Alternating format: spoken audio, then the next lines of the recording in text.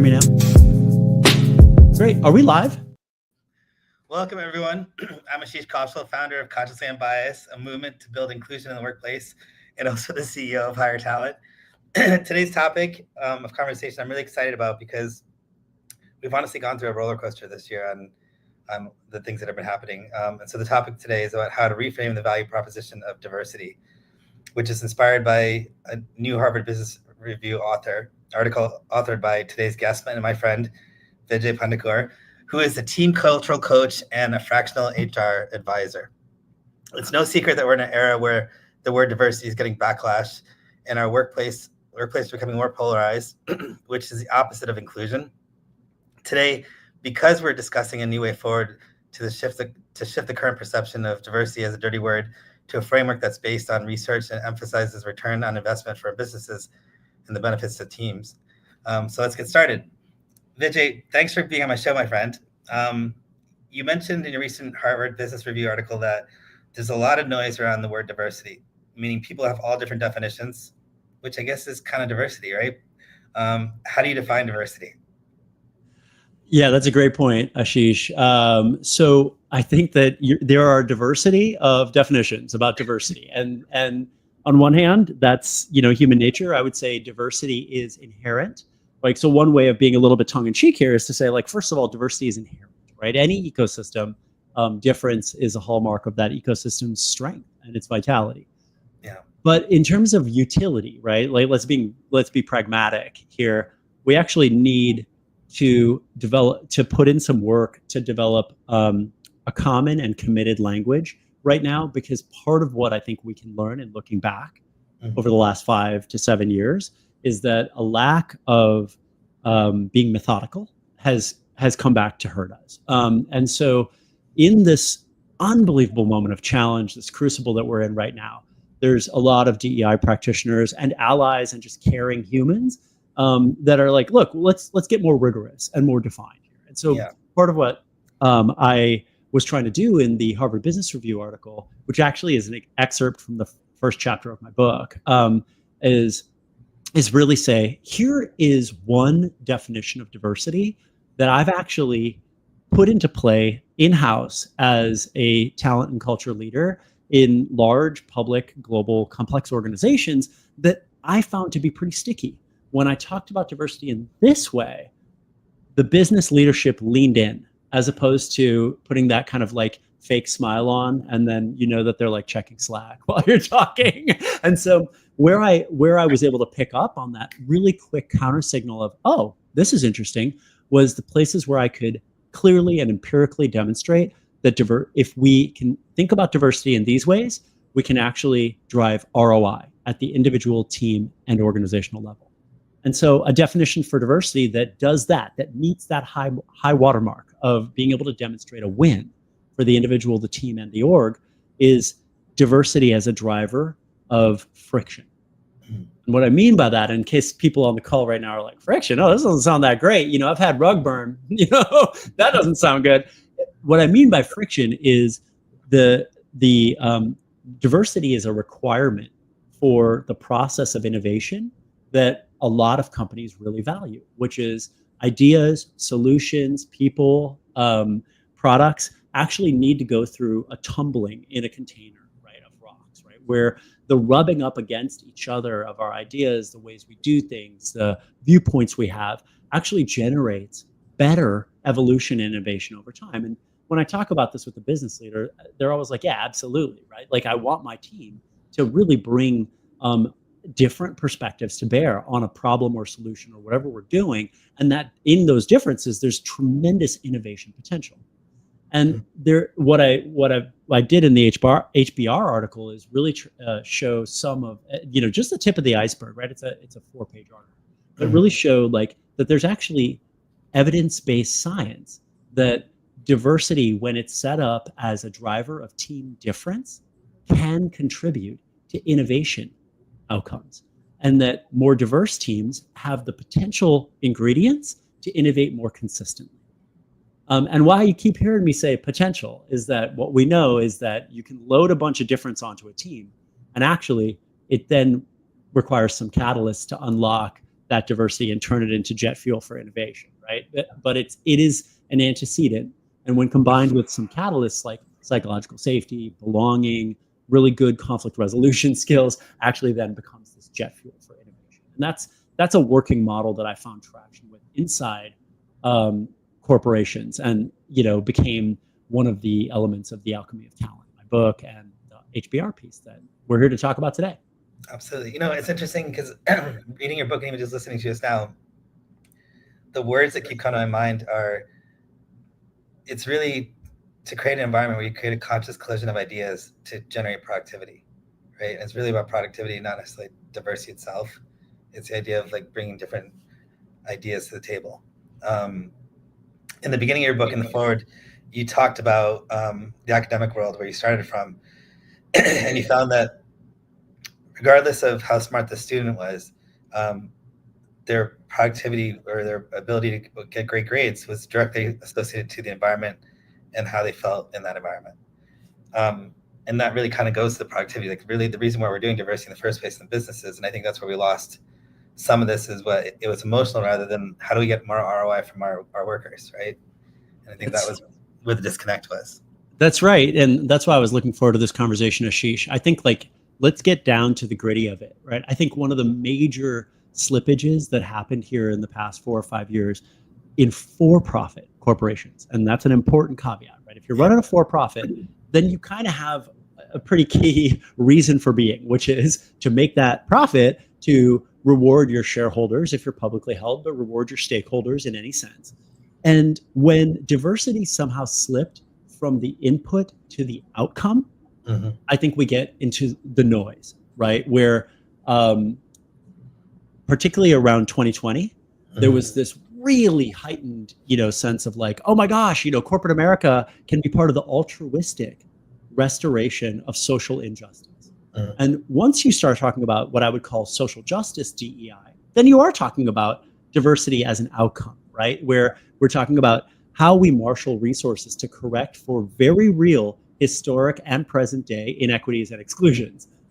That's not corporate DEI. If you're in a for-profit, then it can't really be altruistic and socially restorative. It has to be boundaried around how do you create measurable wins for the individual, the team, and the organization. And productivity is one of the wins that every CEO in the country can get behind. And when you actually create a value chain where you say diversity as a form of team complexity, if harnessed correctly, unlocks. Oh, you want to mute? Smoke. Hey, did we? Yeah, unlock. Did I lose you? Yeah, you put yourself on mute by accident. There you go. I can hear you again. Can you hear me? Yeah. Oh, you can. Yeah. In the middle of when you're talking, it went on mute for some reason. So you left the word. It was about unlock, and then it's on mute again.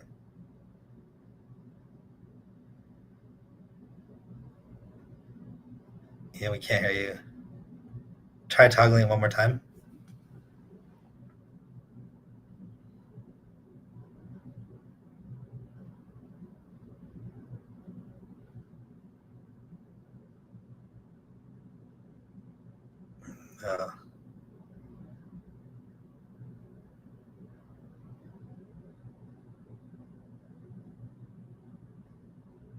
Can you hear me okay?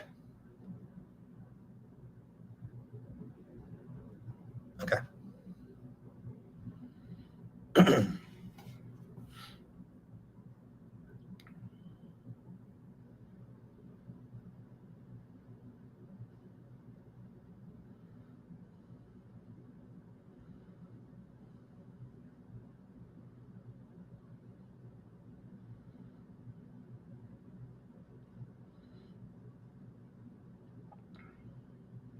Yeah, be right back, folks. Okay. All right. Okay. How about now? Perfect. You get more guitars and books in the background, but less audio fidelity. But so sorry. I apologize to the audience and you, Ashish, for the tech issue. I'm not sure exactly what happened. I just unplugged all of the devices, and I'm just going straight through the laptop now. But that value chain, I think, is so critically important to remember, and to get back to diversity as a input with the outcome being some kind of measurable ROI. And the one that I found scientific evidence for is team level innovation. Mm-hmm. And so I think we're echoing. As a fractional HR consultant, why is diversity important to your team, and how would you answer that question? I think that one of the ways that I have started to shift how I answer that question, Ashish, is also to take moments like this to insert forms of diversity that might not be in people's minds, because of part of what happened between, I would say, 2015 and 2021, 2022, where diversity oftentimes got reduced to race and gender because of the emphasis of what we were counting in our HR information systems. And so when people say, "Hey, so why is diversity important to your team?" I'll talk about generational diversity. It's really important. We have 4 generations in the workforce right now, in the United States and in much of the world. And our generational diversity gives us that difference in how we want to approach things, solve problems, the technological tools we feel comfortable using, the way we manage conflict.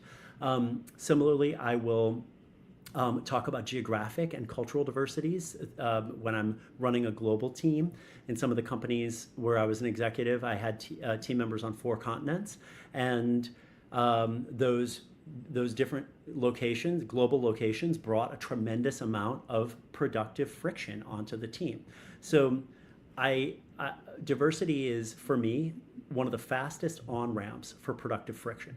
And then I know that for me as a manager, I better have the skills to manage that productive friction, right? So then I actually have to work harder. Part of what we haven't done a good job of naming is that the management burden is lower if you're running a homogenous team. If your team is pretty much like you, it's easier to manage that team. Unfortunately, the ceiling on innovation for your team is much lower as well. And I think that we just have to be much more clear with that trade-off. If you want to run a homogenous team because you don't have very skilled managers in managing diverse teams, and building trust across those differences, creating connection across differences, then you may accept that trade-off, but you have to know that you're going to miss out on many innovation moments along the way, because because groupthink is very real and is a very real threat to the business. Yeah, I love the groupthink. So how do we course correct? Like, what are some steps we need to do now to sort of allow for diversity to thrive again? Because I think we're now so polarized where it's kind of like when you talked about white privilege in the beginning of 2001, people just shut off, right? Because they're like, "Oh, I'm going to hear this again." And so when you talk about, and then we switch the conversation to, I bring certain values and I have certain street cred that you may not have because I'm an Indian person with 20 years experience. And so just because I'm not a minority doesn't mean that I don't bring some different values than others do. And so how do we, as DEI folks, switch the conversation back to what should be done, and how do we course correct this to get people to stop shutting off from hearing that word? I think that, I have a lot of empathy for how hard it is to change gears, right? So when we say, "Hey, everybody needs to pivot," or "we need to accept a new paradigm," first of all, we have to recognize that all of us humans, myself included, are really bad at this. When you've worked years to build muscles that function in one way, if you've ever changed your workout from heavy lifting to a Tabata or a HIIT routine, you know that you're barely moving the next day because muscles adapt to certain motion patterns over time. So our muscle oftentimes is engineered at this point after 5 to 7 years of arguing for a certain type of diversity and using certain kinds of heuristics or mental models or use cases to make our point. It's going to be a rough transition. But some of the things I was emphasized, like, can we take the mysticism out of the work? So when we talk about DEI in a company, one, don't even talk about DEI. If you don't have to, unless your back's against a wall, the three letters now are so loaded with noise because of pushback from very well-funded far-right actors that have worked really hard to take the word woke and attach it to a myriad of things and just kind of blow up all common sense. So look, just abandon the words if you need to and focus on the actions. One of the things that I found really sticky last year in 2024 was just the framework of effective team leadership. What does effective team leadership look like? And then I took the behaviors of inclusive leadership and shifted them under effective leadership, because inclusive teams are effective teams, full stop. And so when you take the basic behaviors of a leader who can make people feel welcomed, can actually work to treat their people equitably, can resolve conflict while maintaining dignity, who can build trust when going through disruptive moments, those are all core leadership skill sets for effective teams. Oh, magic, they're also things from the DEI playbook, right? And I just think that at this point, we have to get out of our own way sometimes and operate more agnostically as people who work on people experience, employee experience, and we do things that allow people to do the best work of their lives. And those actions, those behaviors, those skills 4 years ago might have been totally codified as DEI. A lot of it can easily be moved secularly into how humans do better work. I love that. In your article, you mentioned three common diversity value propositions that may have had unintended consequences. Would it be fair to say that the first proposition you write about, diversity helps us sell more, may lead to tokenization or result in some people being labeled as new hires who reflect diverse customer bases, diverse hires? Like, is there an issue with that? Yeah, and I want to be sensitive to folks on the call who haven't read the article, right? So let me kind of do a quick flyby of the what I did in the article. If you do check it out, it's a Harvard Business Review article. There's going to be links in the show notes and in all the LinkedIn promotions for today's show. There's a link to the article.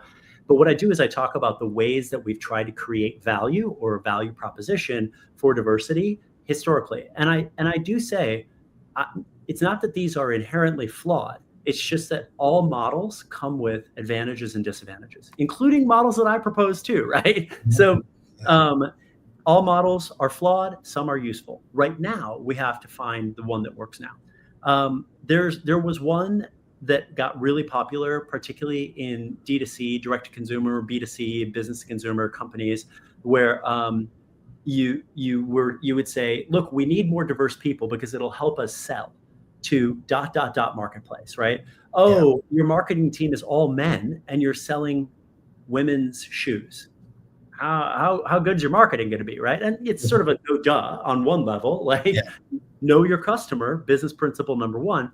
But on the other side, if this is your express value proposition inside your organization, that diversification allows us to crack new markets, the unintended collateral damage to the people on the team that may represent a certain market is that, oh, hey, Ashish, you're on the team. Oh, welcome to the team. You must have been hired because we're opening a new office in Bangalore. And you're like, first of all, I don't know anything about Bangalore. Secondly, no, I'm here because I'm an amazing UI UX designer, right? But so if you come out too strong with this whole like diversity helps us sell more value proposition, then the women, the Latinos, the Black folks, the disabled folks on the team can easily become seen as a tokenistic, smarmy play to crack a new market rather than a inherently valuable addition to the team because of the productive friction that they unlock. And so it's a delicate thing that I do in the article, but I'm trying to point out there's some unintended negative consequences with the other ways we've tried to frame a value proposition for diversity. Yeah, that's brilliant. I had never really thought about that. So I think I love that you kind of be mindful about the decisions and not necessarily look at one side of it, but actually look at both sides of the equation to make sure that you're taking the whole perspective in. The second common diversity value proposition you mentioned is diversity repairs harm. This sounds good in theory, but can you help unpack unintended consequences of focusing on diversity being the right thing to do?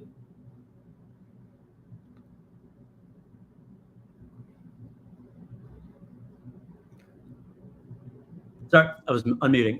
Yep. Yeah, so this goes back to where we were, right? Which is this, and I think that for folks tuning in on the call, like this is actually probably one of the toughest things for me to navigate. Just owning my own like humility and learning here.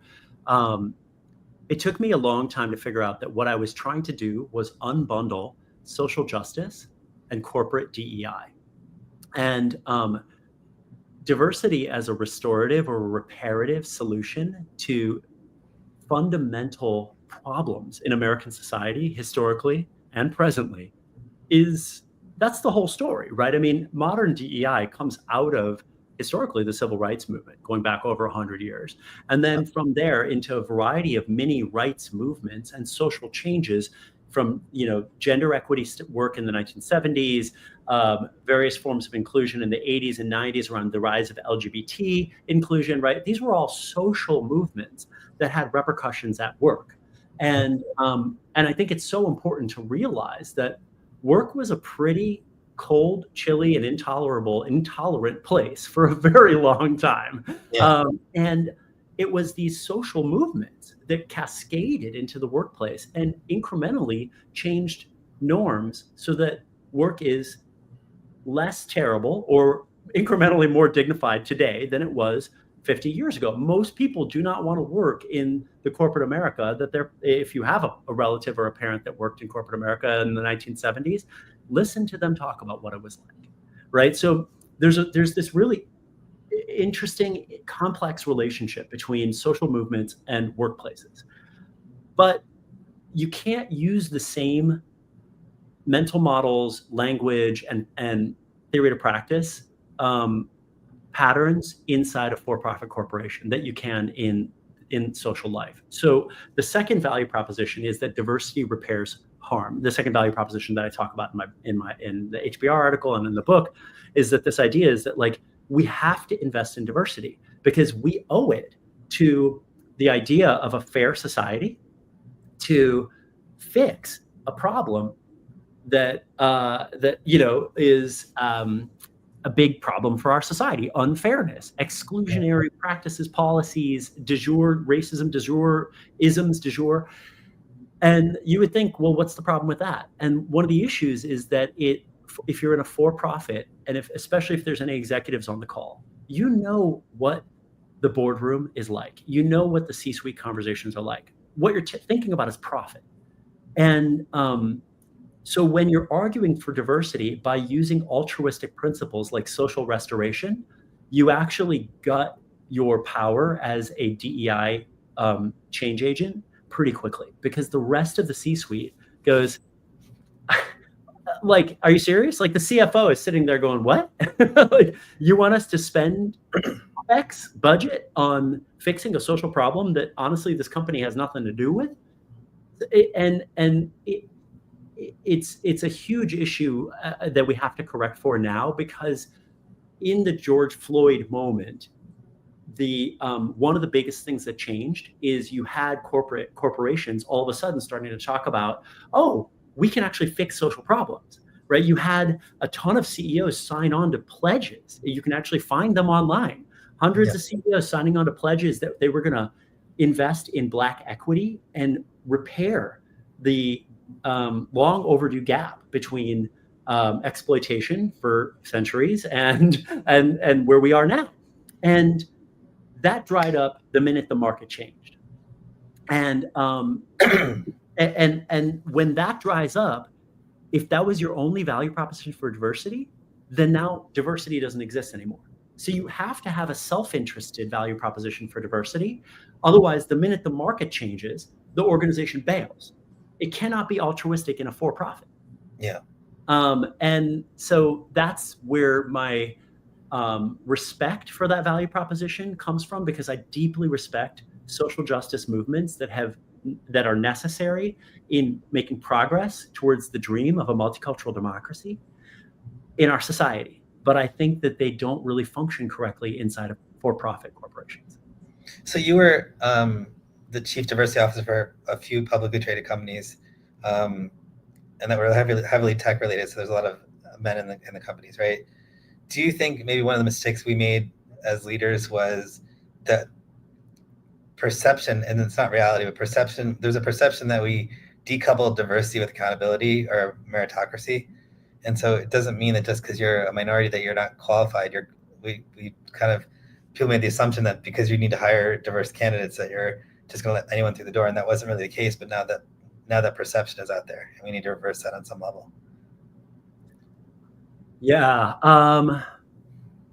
Man, Ashish, you're keeping it difficult. I like it. You're making me. You're really. Yeah. I mean, these are the very, very tough conversations. Like, so particularly within tech. So let me delimit my statement here so that I don't say something that doesn't make sense or creates more noise. Mm-hmm. There are examples of organizations that took their foot off of the merit gas pedal and put their foot on the representation hiring gas pedal. And anybody who has spent enough time in the Valley can attest to this. I know it sounds spurious. I know it sounds very controversial to say it. I'm not going to name any individual organizations, but everybody who has been operational knows that there were some really, really bad choices made around either a very impassioned TA leader or a very impassioned VP of a P&L or somebody saying, let's go hire ... group, as opposed to saying, I need to make unbelievably excellent hires. And we got to make sure that if there are unbelievably excellent hires that represent the breadth of the demographics of the geographies that we're hiring from, like if we're going to be building a new office in Atlanta, then our hiring pool should represent the demographics, of not the city of Atlanta, but the workforce, right? Like the total addressable market in the labor market of Atlanta of qualified applicants, right? Parity is not a bad thing to shoot for, but there was some over rotation around sort of saying like, let's just get me some of those, get me some women engineers, right? It's like, you can't take your foot off of the merit pedal.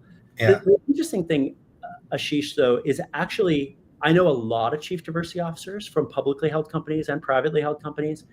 I don't think it was ever, or hardly ever, the diversity leader saying it. Because anybody who knows what they're talking about with DEI, one, knows that you're probably going to break a law if you do this the wrong way. And two, that it's you're playing with fire. Because if you make an underqualified diverse hire, air quotes here if you're just listening because the word diverse hire is so annoying. But if you make a underqualified hire of a type of person that hasn't historically been well represented on that team or in that organization, you're setting that person up to fail. When they fail, the entire group gets hurt by their failure, right? Any true blue DEI person knows this, right? And so it wasn't coming from the DEI stack. It was often coming from very impassioned, well-intentioned leaders outside of DEI who felt awakened in certain moments, whether that's Sheryl Sandberg's lean in moment or Trayvon or George Floyd or whatever it was, right? Yeah. And just turned around and was like, I'm going to go hire ... kind of people. And it's like, no. That's tricky and dangerous. And we got to make sure merit first always. But now that I've said all that, merit first always wasn't in place for hiring dominant group members for the last 300 years. True.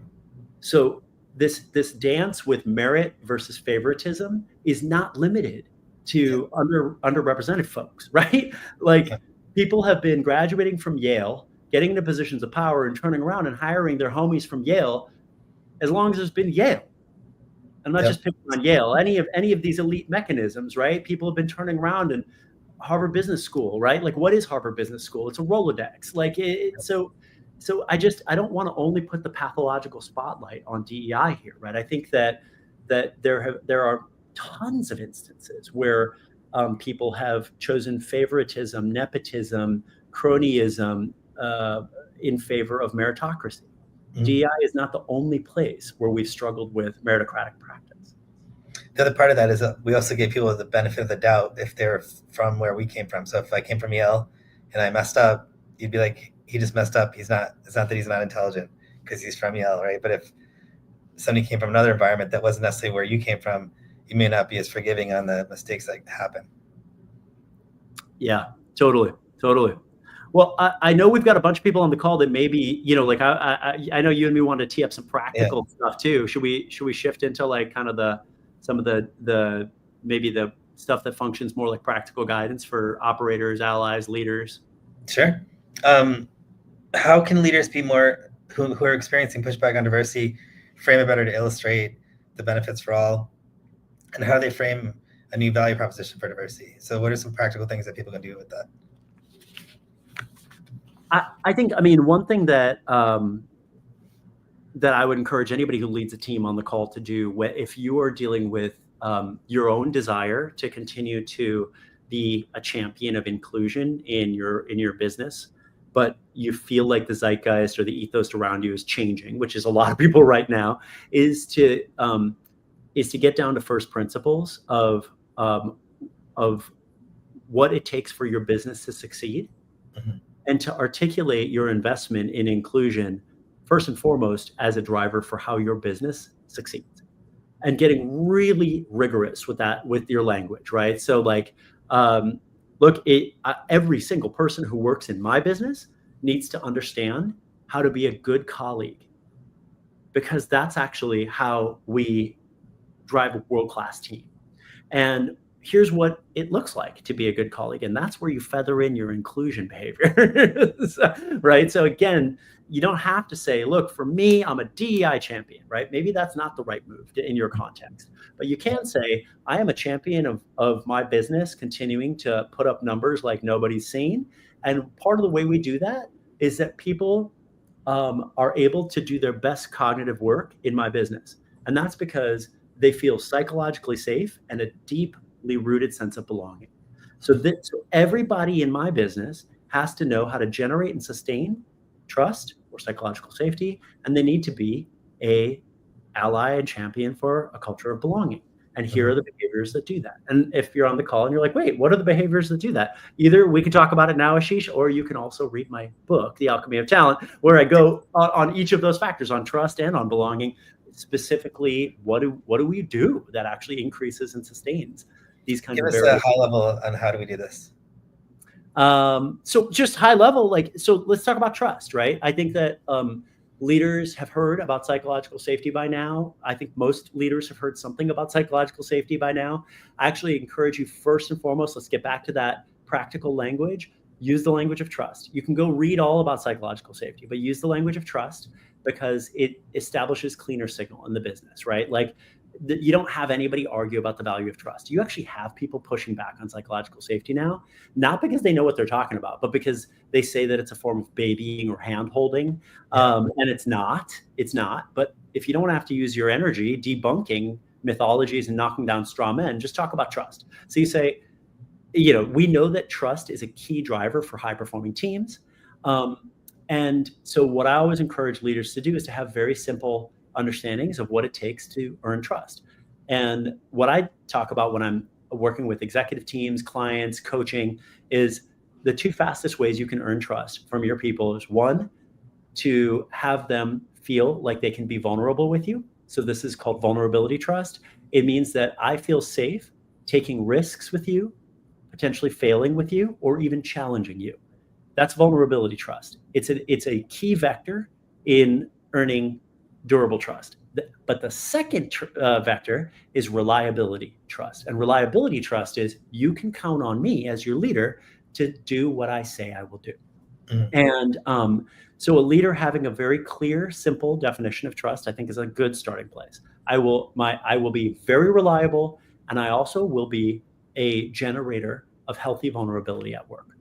And then in terms of tactics, there are so many everyday skills that you can bring to bear to support vulnerability trust. One is to leverage candor and transparency. When leaders avoid talking about hard things that everybody's actually aware of, you decrease trust, because people think one of two things. Either they know about the elephant in the room and you're choosing to ignore it, which erodes trust, or two, they think maybe you don't know the elephant in the room, which makes you look incompetent. So it decreases your reliability trust. So candor and transparency is a practiced muscle, getting used to leaning into discomfort and saying, hey team, I know that we're going through a really tough time right now as a company. The numbers are public. What's on everybody's mind is there going to be a fourth riff?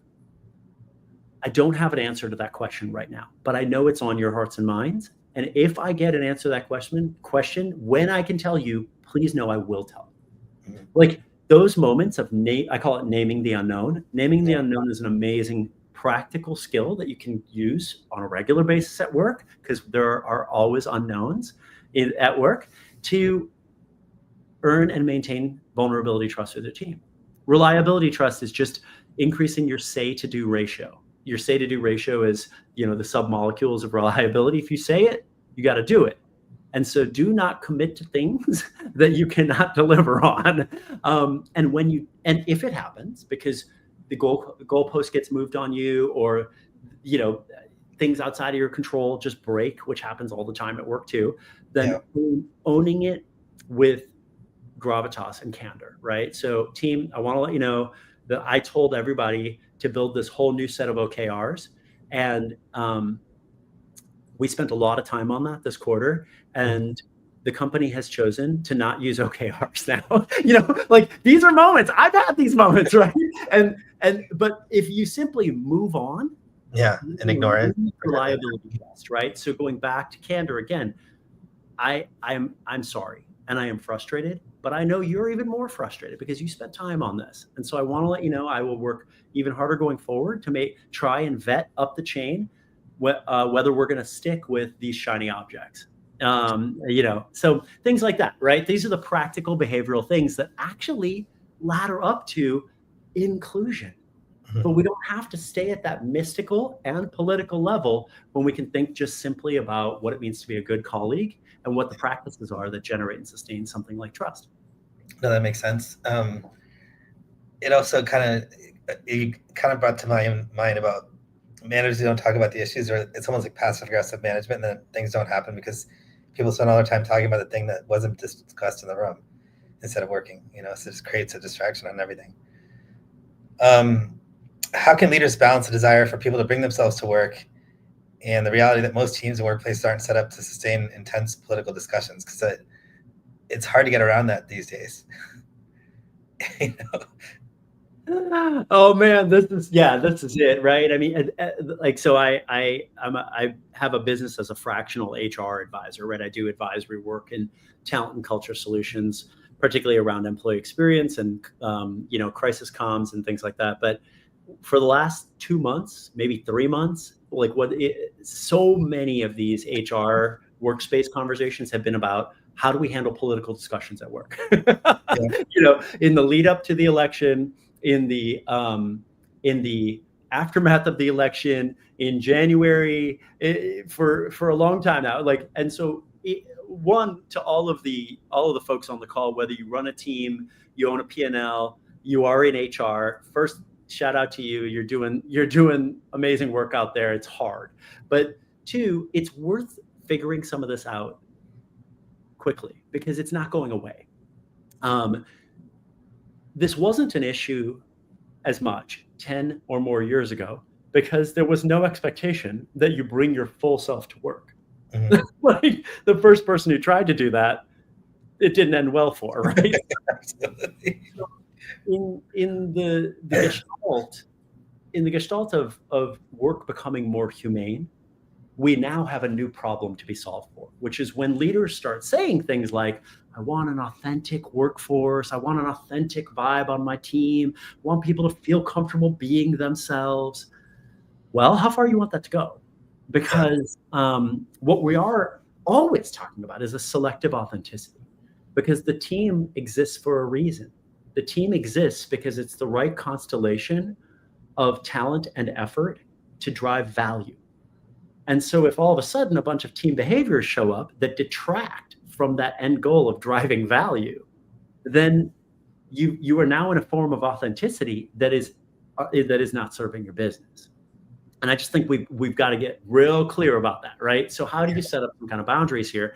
And I think that this is contextual, so there's different businesses that handle this differently. But the first thing is thinking through how you can talk about the reality that it's okay to talk about ourselves, our lives. Like if you have a kid that had a cold over the weekend, and you're exhausted on Monday morning because you were in it as a parent over the weekend. Yeah, like that's a good example of something that you bring up and people can commiserate, empathize, even maybe offer a little extra support. Why don't I take a piece of work off your desk today? That kind of a thing. Mhm. Let's say you have strong feelings on November 8th. you take a PTO day. Yeah. And this is what we need to remind people, is that it's not that you don't have to have feelings, your strong feelings about on November 8th or November 8th, 2020. There's tons of human beings who have very strong feelings on November 8th, 2020, right? Or 2019, I'm doing the math wrong, but you know what I'm saying, right? Like it's not just one political, direction, but it's okay for you to have really, really strong feelings. If you feel like you cannot come to work today and focus on behaviors that accretively contribute to the team's success, it's a great day for you to take a PTO day. Absolutely. And that's and what I would do is also wrap this back around to just good leadership and supervision. Ashish, if I was up with my daughter, I have two daughters, if one of them was so sick over the weekend that I was unable to function on Monday morning because of how exhausted I was, and I still showed up to work, and partway through the day, I bit one of my team members' heads off, right? Like I was triggered by something normal and went, like, okay, if you're junior talent and you're in your first year or two at work, now you've got a lesson to learn. But if you're mid-career or senior talent, that's inexcusable. 100%. So you should have taken a PTO day, right? So we always have to take ourselves out of play when we have things that are not going to add up to the team's real value proposition, which is value creation for the organization. And I know this sounds like so sort of like, ruthlessly capitalistic, but if you're in a for-profit, I think we just need to get more clear-eyed about what the organization exists to do. 100%. And I love the idea of like just taking the day off. Or with my team, if I notice there's something, I just tell them, if you're feeling like you see red, then go for a walk and take a breath. And if you still see red, take the day off, because it's going to be much more damaging for you to say something and you can't take it back because it's already done, right? You keep saying sorry, but that if you keep doing the same thing over and over again, people don't take the sorry back anymore either. So it's just a better way to handle it, is just to recognize where you're feeling and then not subject everyone else to it if you can avoid it,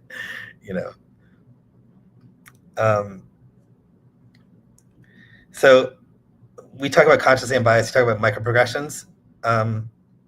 Leaders of all levels what are something that leaders at all levels can do to help their teams effectively handle friction to get the benefits of diversity?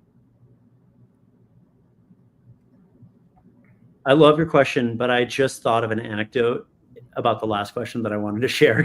So I'm going to take a step forward before I take a step backwards. When in a couple of years ago, I was the head of DEI for a large public corporation. I'm being vague here because I've had that role multiple times, so people can't pin me down into which organization I'm in. But I had employees talk to me that there was a senior leader in the company who was taking Zoom calls wearing a hat or T-shirts that were very, very pro-gun ownership, gun rights, gun life stuff. Mm-hmm. And they wanted me to go talk to this person because this person's form of political expression was making them uncomfortable. They didn't say it like that, though. They were like, he shouldn't be doing that at work. And so I was like, okay, I don't actually agree, right? Because frankly, there's not, like, unless the person is crossing the line in terms of legality in America, if you like it or leave it, you do have the right to own these things. And so if you want to wear a T-shirt, there's no rule in the employee handbook against it. So, but out of curiosity and building connections, which all DEI champions, you got to build really good trust-based connections with your business leaders. I went to the business leader and I said, hey, I want to just talk and get to know you, and then partway through the conversation, I shared that there's been some concern shared by people, tell me more about your background, where this is coming from. And he said, he's been watching a change at work where more and more people are picking political virtual backgrounds, political t-shirts that express very strong opinions about specific groups, rights, movements. And so this is a super important issue to him. So he wants to just also represent his issue. Mm. I was like, yeah, we're done here. Like, I mean, what do you, like, You can't say anything. you can't say anything. I went back to that group of concerned employees, and I said, this is what I learned. They were very miffed. Like, what are you going to do about it as the head of diversity? And I'm not doing anything about it. That's that person's free expression. Well, it makes us uncomfortable. Okay. Well, welcome to the arena, right? Like, do you think when you have, your virtual backgrounds that are very, very pro this stance, that stance, this identity, that identity, somebody's uncomfortable with that in this company. And so again, like, I just think that we haven't done a great job of accounting for the reality that, like, we should have been delimiting some boundaries and behaviors a couple of years ago, right? We waited, and now it's all coming up under the guise of workplace civility. But these problems go back, right? This is not brand new. I think that this is some long overdue homework we have to do, is to figure out how to better say, like, here are reasonable ways of bringing yourself to work that still allow for the team to cohesively gel and get work done. Yeah, absolutely. Okay, so that, I know that was a total aside, but it was just a really. No, I love that, because that was a very practical way to understand, like, how to handle a DEI issue that most people would probably just lean towards, like, let's just shut it off, and that's not the right answer. Yeah, at least for me, right? This thing around leaders and who want to cultivate productive friction on their team, because they get, like, if you read my book or you came to today's live stream, or you read the HBR article and you're like, let's go, like, I love this. I want the flywheel of friction as a generator of better innovation on my team. Then what I would say first and foremost is that friction without catalysts can feel like abuse. And if you have ever had someone vehemently disagree with you, that you don't really know well, that you're not really in a trust-based relationship with, it can feel overwhelming. You can feel kind of shut down by it. Like, bro, you don't even know me. You know what I mean? Like, that kind of a thing, right? The groundwork you have to put into friction becoming productive friction is to invest in a team where people feel a really strong sense of trust with each other. And so, do your homework on trust. So trust is the foundation of the house. And then look at behaviors that represent healthy conflict. Feedback is actually a micro instance of healthy conflict. I think of feedback as a conflict muscle. And the reason that we are so feedback avoidant at work is because it feels like micro conflict, right? And so if we actually bring the right frame to feedback, we can actually debug properly. And so when you want to build a culture of feedback on your team, you actually have to build a culture of conflict on your team. Yeah. And we don't do a great job with that. And so how do you then, as a leader, through your role modeling, through your conscious overt naming of the realities you want to see, invest in people's willingness to go to each other and say, Ashish, hey, last week I saw you in the pitch meeting. And I wanted to, I know we don't have a lot of time right now, but I want to say, like, on slide 6, I think you took us way off topic, and I think it really might hurt our ability to land the client. Can we meet later today? And can I give you some more feedback on this? Because I really want to see you and the team succeed. I love that. But think about the number of scaffolds that have to be in place for that little example to actually happen, right? You have to know that Ashish isn't going to turn around and shank you in the back at the next, performance review or 360. You have to be ready to meet like you indicated you would later that day and constructively sit down and be part of the solution. Don't just be a criticizer, right? Hey, this is the slide. Here's where your talk track went. I actually think that we can really close the deal better with this kind of language. What do you think? Now we're in a dialogue, right? Like, it's exploratory. We're co-designing a better way forward. So that's also effort I have to put in as the feedback giver. I can't just be like, mic drop. I think social media has gotten us into the, like, hot take or the mic drop. That's not healthy. That's not productive friction. And so So as a leader, first set the foundation of trust for the house of your team, and then start to go through the behaviors that are the micronutrients of productive friction, a culture of feedback, a culture of strong opinions loosely held. So what that means is when I invite people into a brainstorm, let's say we have to rethink our go-to-market strategy because of a major disruption in the space, right? So I bring the team together to like do a brainstorm.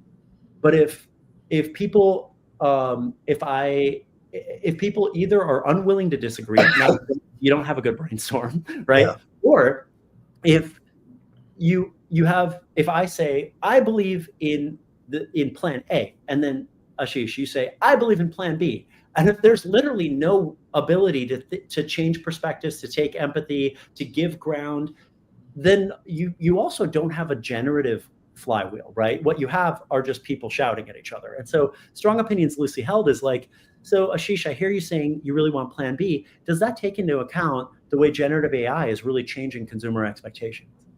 Oh, I didn't factor that in. Do you have any data to support that, Vijay? Oh, well, actually, yeah, let me bring some data in to support the claim I'm making. And then all of a sudden you're like, well, okay, I think plan A might be better now that I've learned something in this moment, right? So you came through with plan B hardcore, but you also were open, to hearing a different reality.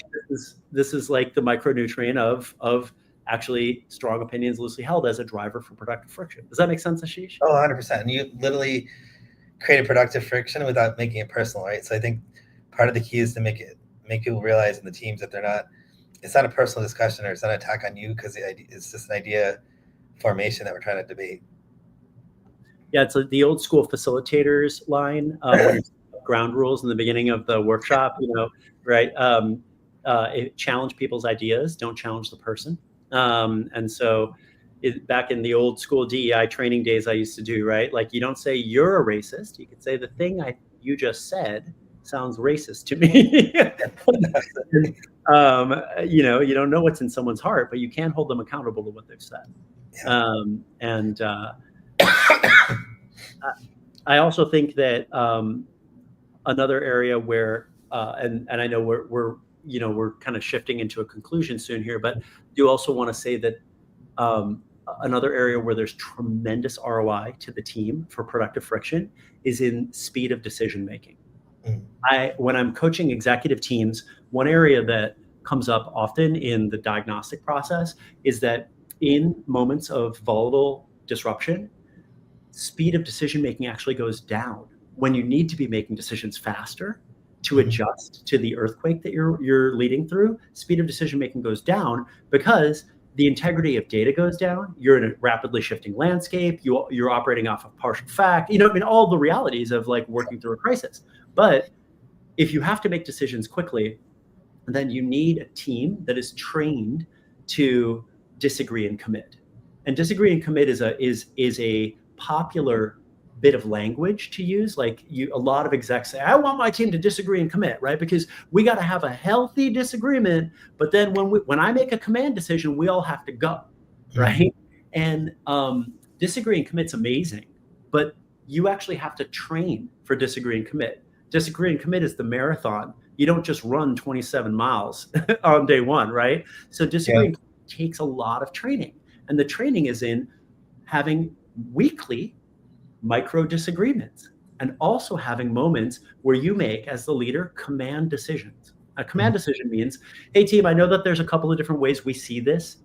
I'm choosing option B, and I need you all to get behind me on this one. And I will take the heat for the outcome on this decision, right? That's what a command decision is, right? When you're leading through disruptive uncertainty, you have to make command decisions. And it takes, when you do it well, you're working with a team that is sourcing a multiplicity of ideas for you to pick and run with. And that's an amazing place to be as a leader, right? That's when you can win in the face of disruptive change more consistently. But to get there, you need a team that's willing to disagree in ways that are productive. And you need a team that trusts you enough to commit to the command decision you make after the disagreement phase, right? And a lot of organizations have applauded disagree and commit as an end state without seeing that there's actually numerous processes you have to go through to get there. So as a leader, if you're like, I want some productive friction. We've talked about a couple of things so far, right? The third, I think a third wheel, kind of third leg of the stool is training the muscle of disagree and commit. Because when you lead your team through disruptive change, this is one of the things that will keep you from circling the drain of consensus making, where you don't make a decision because you're trying to get everyone to agree and you miss the moment. I love that.